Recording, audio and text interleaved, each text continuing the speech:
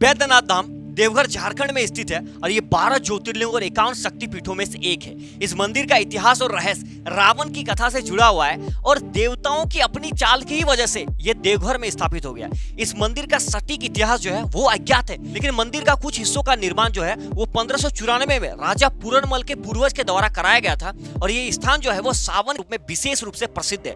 तो इस वीडियो के अंदर में डिटेल में समझते हैं रावण और ज्योतिर्लिंग की कथा, शक्तिपीठ का महत्व, मंदिर का निर्माण और वास्तुकला और त्योहार, तीर्थ यात्रा और सांस्कृतिक महत्व को समझते हैं। तो ये शुरू से शुरू कर ले। ये 12 ज्योतिर्लिंग है, उनमें से देवघर का जो बैद्यनाथ धाम है देवघर, वो भी एक शामिल है। ठीक है, तो देखिए ये बैद्यनाथ जो है ना, ये भगवान शिव का ही एक नाम है, जिसी के नाम से ये नाम पड़ा है। और बैद्यनाथ का अर्थ अगर आप देखेंगे तो इसका मतलब होता है चिकित्सकों के स्वामी। और इसी मंदिर का कुछ और भी नाम है, जैसे यहाँ पर देखिए रानेश्वर हो गया, बेधेश्वर हो गया, बेजूनाथ हो गया, बैजनाथ हो गया और बाबा बैद्यनाथ धाम। ठीक है भाई, तो अब थोड़ा सा हम आगे बढ़ते हैं और ये जानते हैं कि शिवलिंग और रावण की कथा क्या है। तो लंका के राजा रावण और भगवान शिव का बड़ा भक्त एक दिन हिमालय में जाकर के तपस्या करना शुरू कर देता है और तपस्या करते करते मतलब घोर तपस्या करता है। और तपस्या के दौरान ये क्या करते हैं कि इसके पास टोटल 10 सर है, इसलिए इन्हें दशानंद कहा जाता है। तो इन्होंने एक सर काट करके भगवान शिव को अर्पित करना शुरू कर देते हैं। ये एक एक काटते गया मतलब 9 सर ये काट चुके थे। उसके बाद ये आखिरी सर काटने ही वाले थे कि भगवान शिव जो है वो प्रकट हो जाते हैं और प्रकट होने के बाद इनका 9 सिर जो है वो पहले जैसा फिर से कर देते हैं, मतलब वापस इनको लौटा देते हैं। और उनके बाद ये इनसे कहते हैं कि क्या मतलब चाहिए तुम्हें बताओ। तो रावण कहता है कि हमें आपका एक ज्योतिर्लिंग चाहिए, इस ज्योतिर्लिंग को मैं लंका ले जाना चाहता हूँ, वहां पर पूजा करना चाहता हूँ, सारी चीजें। इसके बाद होता क्या कि भगवान शिव मान जाते हैं, लेकिन एक शर्त रखते हैं कि अगर इस शिवलिंग को ले जाते समय अगर तुमने पृथ्वी में कहीं भी रख दिया तो ये वहीं रह जाएगा, वहां से तुम एड़ी से चोटी तक का ताकत लगा लेना, इसे उठा नहीं पाओगे। ये सारी चीजें देवता देख रहे थे कि रावण की शक्ति जो है वो दिन प्रतिदिन बढ़ते जा रहा है। तो देवताओं ने मदद मांगने के लिए भगवान विष्णु के पास गए और उनसे मदद मांगा। उसके बाद जो होता है वो मान लीजिए कि देवताओं का ही कराया धराया है। ठीक है, तो क्या होता है कि रावण शिवलिंग लेकर के आता है। आते समय रावण को बहुत जोर से लघु शंका यानी कि पेशाब लग जाता है। तो उनको एक बालक दिखता है और बालक को ये शिवलिंग पकड़ा देता है कि भाई साहब आप थोड़ा सा पकड़ के रखिए, मैं तुरंत आता हूँ। ये बालक शिवलिंग को पकड़ता है, लेकिन शायद इनको वजन ज्यादा लगता है, मतलब भगवान का एक लीला ही समझ लीजिए। ये उस शिवलिंग को वहीं पर रख देता है और जैसे ही रावण लौटते हैं तो ये देख करके बहुत क्रोधित हो जाता है। ये अपना एड़ी से चोटी तक का ताकत लगाते हैं, लेकिन ये उठा नहीं पाते हैं। जिस प्रकार से इसे मतलब वहां पर शर्त दिया गया था उसी प्रकार से बिल्कुल हुआ, तो ये वहीं पर रह जाते हैं।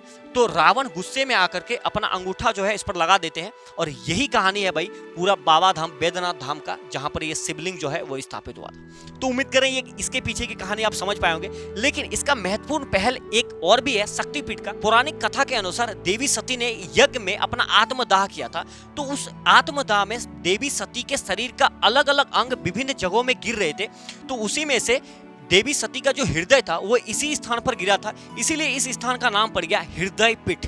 ठीक है, और यहाँ पर क्या होता है कि जया दुर्गा जो कि देवी पार्वती की ही एक रूप है जिनकी यहाँ पर पूजा की जाती है, ये शिव और शक्ति का संयुक्त रूप का एक प्रतीक है। ठीक है, मंदिर का निर्माण और वास्तुकला को समझते हैं। तो देखिए मंदिर का निर्माण का जो इतिहास है वो अज्ञात है, लेकिन 1596 में राजा पूरनमल के जो पूर्वज थे उन्होंने मंदिर के कुछ हिस्सों का निर्माण कराया था, जो कि गिद्धौर के महाराज थे। ठीक है, गिद्धौर के महाराज। बाकी मंदिर का पूरा जो स्ट्रक्चर आप देख पा रहे हैं, ये जो है ये आपको पता होगा कि भगवान विश्वकर्मा के द्वारा ये कराया गया था। ठीक है, भगवान विश्वकर्मा मतलब बहुत प्रसिद्ध माने जाते हैं, पुराने जमाने में महल और मंदिरों को बनाने के लिए प्रसिद्ध है। ठीक है, तो ये मंदिर, इस मंदिर का ऊंचाई अगर आप देखेंगे तो टोटल ये 72 फीट ऊंचाई है।